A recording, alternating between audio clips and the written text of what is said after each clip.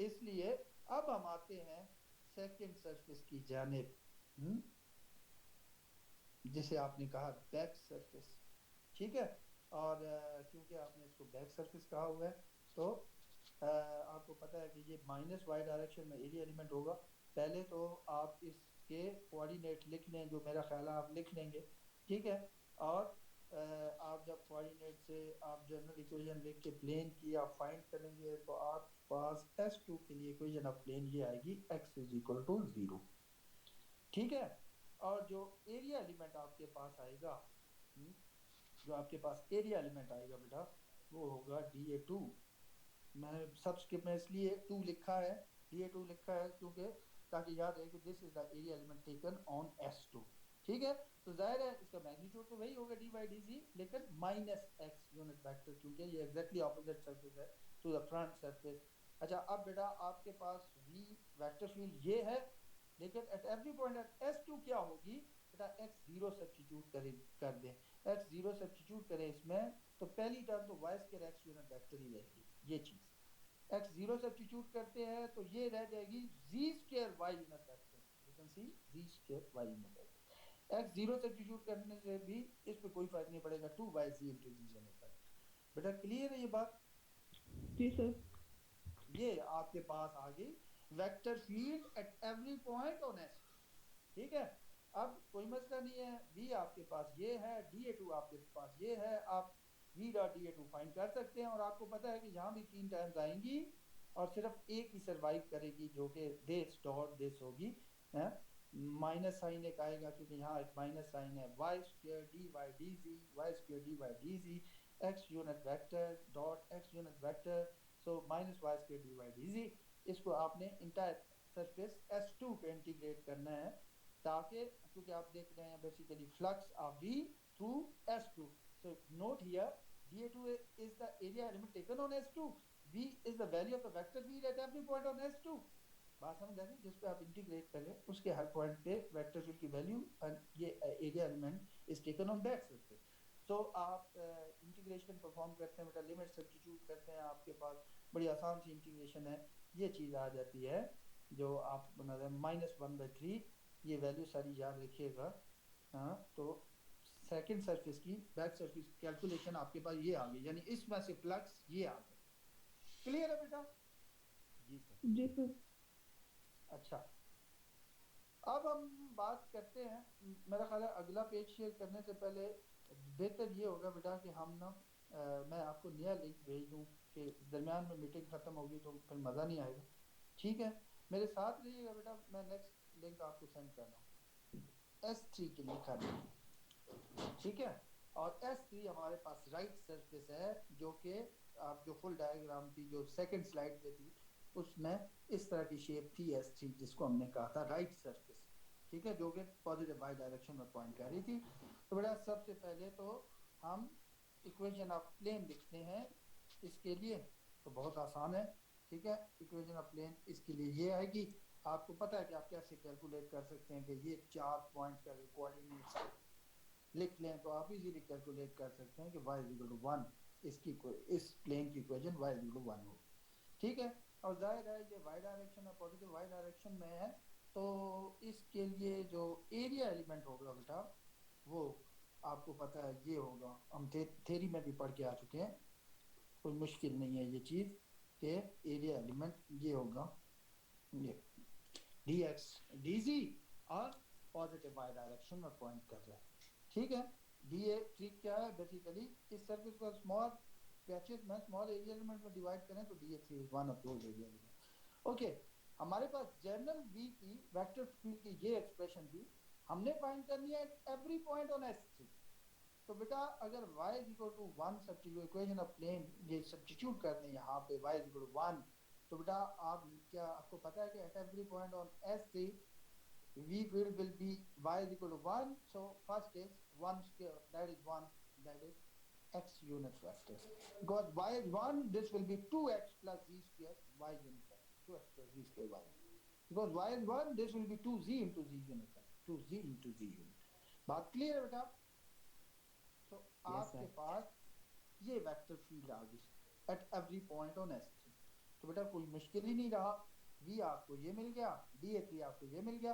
साथ साथ टैली भी करते जाएं कि देखिए मैंने जो वहां पे जब मैं एक्सप्लेन कर रहा था डाइवर्जेंस, तो मैंने कहा था कि v is the value of the vector field at every point on that surface जिस पे आप इंटीग्रेट कर रहे हैं या जिसका आप एरिया एलिमेंट ले रहे हैं। DA3 is the area element taken on that surface, ठीक है, और इंटीग्रेट आप इसी S3 पे कर रहे हैं, ठीक है ना। सो v डॉट DA कोई मसला नहीं है लेना, ये v है, ये डॉट DA3 है, ठीक है। तो v डॉट DA3 आपको पता है कि यहाँ पे सिर्फ यहाँ 3 टोटल टर्म्स आएंगी, एक ही सर्वाइव करेगी और सर्वाइविंग टर्म कौन सी होगी, ये वाली, ठीक है। 2x प्लस जी स्क्वायर, हाँ 2x plus v square dx dz, so you can see dx dz y unit vector dot y unit vector and that is 1, so this will be v dot da3 और over the entire S3 आप integrate कर देते हैं। v is on S3 at every point and S3 da3 is area element taken on S3। तो बेटा आप integration perform करेंगे, बड़ी आसान इंटीग्रेशन, 0 to 1 हर चीज़ पे लिमिट है, ठीक है ना, यूनिट क्यूब जो है। तो बेटा आपके पास ये आंसर आ जाएगा 4/3, यानी आपके पास जो फ्लक्स ऑफ v है, vector field v through the right flat surface, open surface, that will be 4/3। Clear है बेटा? जी सर। अब आते हैं लेफ्ट सरफेस की जानिब। लेफ्ट सरफेस भी कुछ इसी शेप की होगी और ये सारी हम जो कैलकुलेशन है फॉर लेफ्ट सरफेस कर रहे हैं, यानी S4। सबसे पहले तो मुझे चाहिए होगी इक्वेशन ऑफ प्लेन, तो आपके लिए आसान है, ये इन पॉइंट्स के कोऑर्डिनेट्स लिख के आप इक्वेशन ऑफ प्लेन फाइंड कर सकते हैं, जो ये है y = 0, ठीक है। और अगर आप इसको इस लेफ्ट फ्लैट ओपन सरफेस को आप स्मॉल एरिया एलिमेंट्स में डिवाइड करें, तो बेटा DA4 जो आएगा, जो एरिया एलिमेंट आएगा, उसका मैग्नीट्यूड तो सेम है, यानी dx dz, लेकिन जाहिर है अपोजिट सरफेस है टू राइट सरफेस, तो -y डायरेक्शन में पॉइंट कर रही है, ठीक है। ये इसका एरिया एलिमेंट आ गया, ओके। और ये जो इक्वेशन ऑफ प्लेन है, ये जनरल ये जो वेक्टर v है इसमें वैल्यू सब्स्टिट्यूट करें, y0 तो इसका x कंपोनेंट 0 होगा, ठीक है। y0 तो ये सिर्फ आ गया z square y unit vector, y0 ये कंपोनेंट भी 0 होगा, तो z square y unit vector, ये वेक्टर फील्ड आपके पास आ गई, ये मैंने लिखी हुई है। बात क्लियर है बेटा? This will be the vector field at every point on S4, जो भी पॉइंट S4 यानी लेफ्ट सरफेस के ऊपर होगा, उस सरफेस के ऊपर हर पॉइंट पे v वेक्टर की ये वैल्यू होगी, ठीक है। सो v डॉट DA4 तो कैलकुलेट करना मुश्किल नहीं है, v आपको पता चल गया, DA4 आपको पता है, डॉट कैलकुलेट कर लें तो इधर तो है ही एक ही टर्म आएगी और वही सर्वाइव करेगी, z square dx dz with a negative sign and y unit vector dot y unit vector that will be 1। सो बेटा S4 पे इंटीग्रेट करेंगे, हाँ, तो आप इंटीग्रेशन परफॉर्म करें, -1/3 आ गया आपके पास, और ये आपके पास रिजल्ट आ गया बेटा, flux of v through the left open surface of this tube. बात क्लियर है बेटा? जी सर। जी सर। अब आगे टॉप सरफेस की जानिब, तो अब तो बड़ा आसान है, हम वही प्रोसीजर बार बार कर रहे हैं। टॉप सरफेस पे आगे, ठीक है, टॉप सरफेस को मैंने S5 का है, ये टॉप सरफेस जो कि पॉजिटिव z डायरेक्शन में पॉइंट कर रही थी। और सबसे पहले तो हम इक्वेशन ऑफ प्लेन लिखेंगे, तो बेटा कोई मुश्किल नहीं है, इन पॉइंट्स के कोऑर्डिनेट्स लिख के आप इक्वेशन ऑफ प्लेन फाइंड कर सकते हैं, बिल्कुल वो पहले वाली मैंने एक दफ़ा फाइंड की कि बार बार वो चीज़ें रिपीट करने का क्या फ़ायदा। तो आपके पास जो इक्वेशन ऑफ प्लेन है वो ये आ जाएगी, z = 1, और इस टॉप सरफेस को अगर स्मॉल एरिया एलिमेंट में डिवाइड करें तो DA5 is one of those area element, और क्योंकि ये पॉजिटिव z डायरेक्शन में पॉइंट कर रहा होगा, पैच जो भी इसके ऊपर लेंगे, तो आपके पास ये एरिया एलिमेंट आएगा बेटा, आप देख रहे हैं स्क्रीन के ऊपर, dx dy and positive z unit vector. बात क्लियर है? Yes sir. अच्छा, नेक्स्ट चलते हैं पेज पे। नेक्स्ट पेज कौन सा है, ये, ठीक है। हाँ, आप टॉप सरफेस पे फील्ड की बात करेंगे एट एवरी पॉइंट क्या होगी, तो बेटा आपको इतना मालूम है कि ये देखें v वेक्टर जनरल जो वेक्टर था वो ये है at every point and s5 क्या होगा, क्योंकि इसकी टॉप सरफेस की जो इक्वेशन ऑफ प्लेन आई है वो z इज इक्वल टू 1 है, तो बेटा z1 सब्स्टिट्यूट करें तो ये इस पे तो कोई फर्क नहीं पड़ेगा, y square x unit vector z1 substitute करें तो ये हो जाएगा 2xy plus 1 2xy plus 1 into y unit vector, और z1 सब्स्टिट्यूट करें तो this will be 2y into z unit vector, ये चीज़ ठीक है। तो आपके पास आप देख सकते हैं कि v vector at every point on s5 गया, ठीक है। और da5 बेटा पीछे हमने लिखा हुआ था dx dy into z unit vector, तो जब डॉट लेंगे आपको पता है कि v डॉट da5 वेक्टर इनका डॉट लेंगे तो आपको पता तीन टर्म्स आएंगी, एक ही सर्वाइव करेगी, और वो जो सर्वाइविंग टर्म होगी वो ये होगी 2y dx dy 2y dx dy z unit vector dot z unit vector जो कि 1 है, इसलिए ये सर्वाइव। आप इंटीग्रेट कर दें ओवर इंटायर सरफेस S5, तो बेटा इंटीग्रेट करेंगे, ठीक है, तो ये आपके पास आ जाएगा। अच्छा साथ साथ ये नोट भी करते जाएं, यानी कि फिजिकली हमें सब चीज़ें पता चल रही हैं कि ये हम कहते हैं कि this is basically flux of V through the entire top surface, सारी यानी इंटायर टॉप सरफेस में जो फ्लक्स है ये वो है। अच्छा ये जो मैं लिखता होता हूँ बेटा ये फ्लक्स ऑफ V है through only single patch of the top surface da5 जिसे हमने कहा है। तो अगर आपको एक पैच में से आप फ्लक्स देख लें, फिर टॉप सरफेस की बात करूं, फिर दूसरे से तीसरे से चौथे पांचवें सो ऑन, वो मिलियन पैच बनेंगे, तो बेटा उन सारे पैचेस का फ्लक्स ऐड कर देंगे तो टोटल फ्लक्स आ जाएगा ना टॉप सरफेस, इसलिए हम इंटीग्रेट करते हैं और इंटायर S5 पे टोटल फ्लक्स हमें मिल जाए through the top surface, flux of V through the top surface. बात क्लियर है बेटा? जी सर।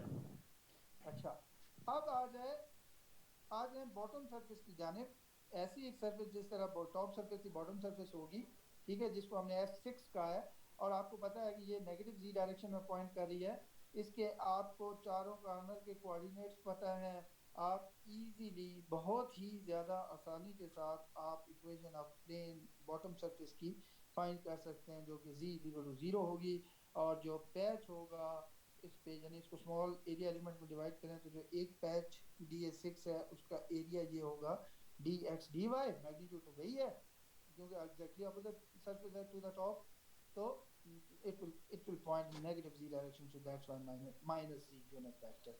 और v आपके पास जनरल वेक्टर ये है, आप at every point on the bottom surface find करना चाहते हैं तो ये इक्वेशन ऑफ प्लेन यहाँ पे सब्स्टिट्यूट कर लें, z इक्वल टू 0, तो v वेक्टर आ जाएगा y square x unit vector, you can see here y square x unit, because z is 0 this will be 2xy y unit vector, you can see 2xy y unit, because z 0 this component of v यानी z component will be 0, so आपके पास जो vector field आ गई at every point on 6 S6 वो ये आ, बात clear है?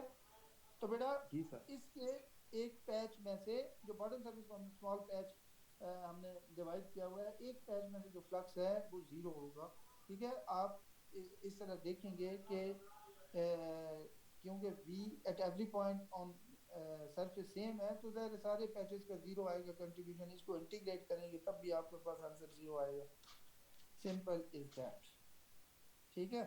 तो ये आपके पास बॉटम सरफेस में से आ गया फ्लक्स।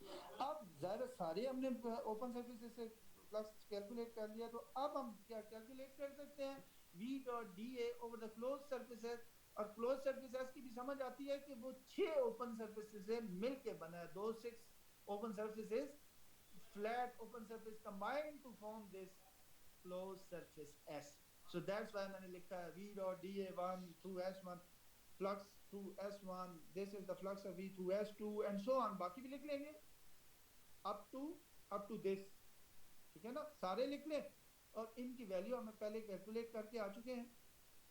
सीआर बेटा जी सर। अटेंडेंस ले लीजिएगा, ओके सर। अटेंडेंस आप ले लें, मैं फिर आपको आगे बात बताता हूँ।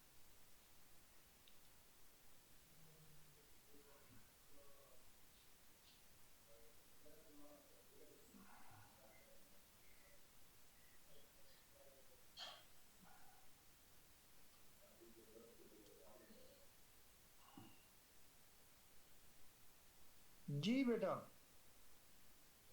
होगी।